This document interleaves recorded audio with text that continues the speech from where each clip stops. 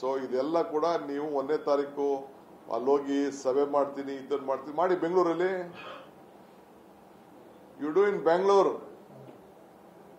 ಬೇರೆ ಕಡೆ ಅಲ್ಲಿ ಬಿಟ್ಬಿಟ್ಟು ಹೋಗಿ ಹೀಗೆ ನಿಮ್ಮ ಇದು ದಕ್ಷಿಣ ಕನ್ನಡ ಜಿಲ್ಲೆಗೆ ಇಷ್ಟು ಅವಮಾನ ಆಗಬೇಕು ಆಗಿದೆ. ಮಾಡಿ ಬೆಂಗಳೂರಲ್ಲಿ ಅದ್ಯಾವ ಸಭೆ ಮಾಡ್ತೀರಾ ಮಾಡಿ, ಯಾರು ಬೇಡ ಅಂತಾರೆ.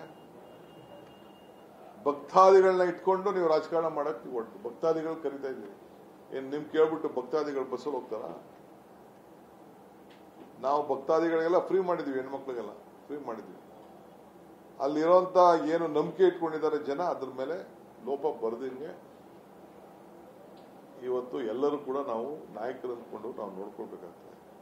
ಸೊ ಇವತ್ತೇನು ಬಿಜೆಪಿಯವರು ಅಲ್ಲಿಗೆ ಸಭೆ ಕರೆದಿದ್ದಾರೆ, ಅದು ರಾಜಕೀಯದ ಸಭೆನೇ ಹೊರತು ಇದು ಧರ್ಮ ಉಳಿಸಕ್ಕಲ್ಲ. ಧರ್ಮ ಹೆಸರಿನಲ್ಲಿ ಅಶಾಂತಿ ಮೂಡುವಂತ ಕೆಲಸವನ್ನ ಇವತ್ತು ಅವರು ಮಾಡ್ತಾ ಇದ್ದಾರೆ.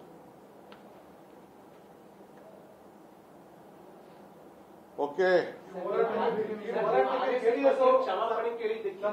ಜೆಡಿಎಸ್ನವರು ತುಂಬಾ ಕುಹುಕ ಆಡಿದ್ದಾರೆ ಸರ್.